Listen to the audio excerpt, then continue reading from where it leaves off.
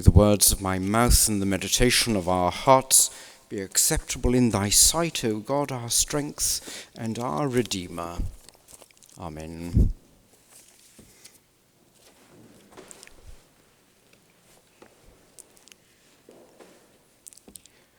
Some of you may recall the sermon I preached quite some months ago about this book by the Reverend Fergus Butler Gailey.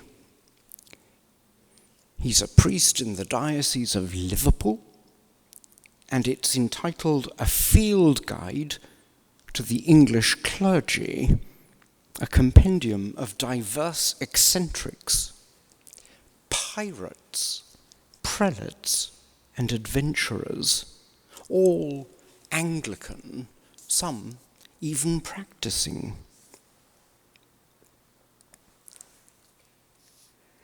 The fascinating character that Fergus Butler Gailey describes somewhere in this book is the Most Reverend and Right Honourable,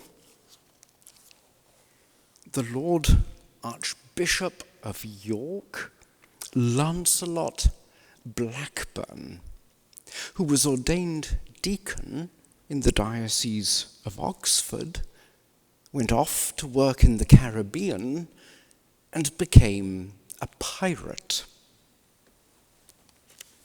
He was one of the most astonishing characters in all of history. Some people gain prominence in the life of the Church because of their saintliness or their godliness. Some gain prominence in the life of the Church because of their gifts and their abilities, their theological learning, or their administrative skills, or their inspirational leadership, or even for their great courage.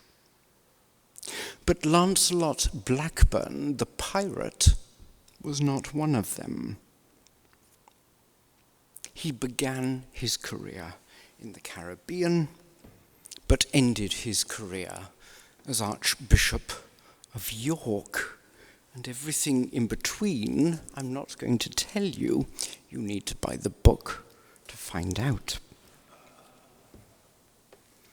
Fergus Butler Gailey, the author of the book, was asked at his selection conference in 2015, which is the equivalent of our Commission on Ministry that candidates for ordination go to before they go to seminary.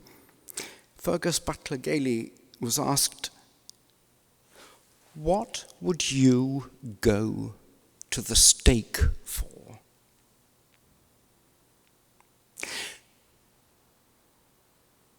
That life and death question, says Fergus Butler Gailey, seemed almost ridiculous at that time, as he was sitting on a comfortable conference-style chair in a characterless room in Staffordshire that smelt of air freshener. In his new book, Fergus Butler Gailey, which describes the courage of monks and nuns and priests through the 20th century who defied Adolf Hitler and fascism, Father Butler Gailey doesn't tell us what the answer was to that question. What would you go to the stake for? But he does say of that question, at its root was a profound truth, namely that by working out what we are prepared to die for, we might discern what it is we want to live for.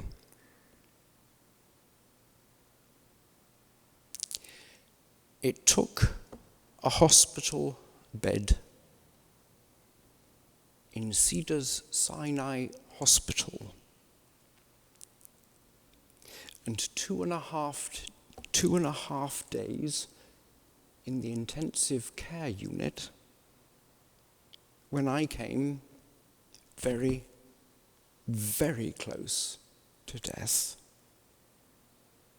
to see that the things that matter the most in this world are love and relationship,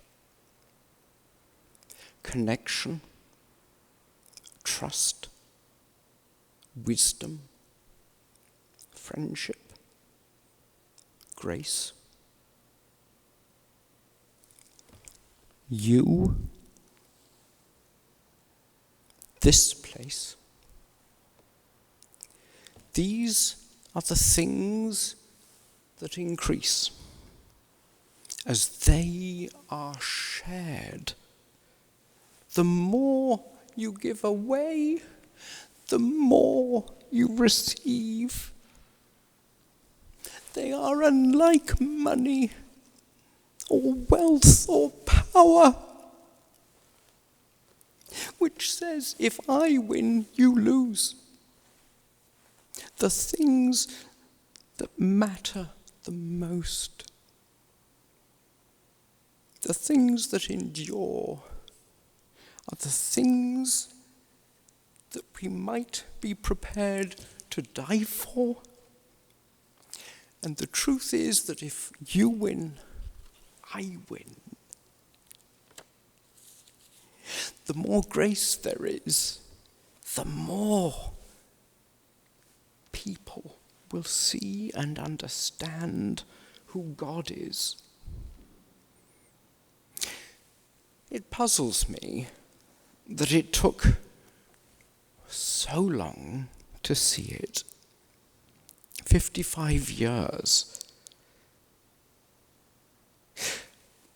In that hospital, I had to be distilled, if you like. And if I understand anything these days, after all of those experiences and being away from you for so long, it is this truth that the Christian faith celebrates. Grace means receiving more than we deserve. It's what our world at the moment seems to lack. Each of us are a work in progress, trying to make a life of love and courage, facing up to the sometimes harsh reality of our mixed motives, our fragile faith. We want to love better our family, to love better our parish, to love better our bishops, to love better Christ's sacraments entrusted to us, to love better our partners, our friends, and to love better our God. In the name of the Father, and of the Son, and of the Holy Ghost. Amen.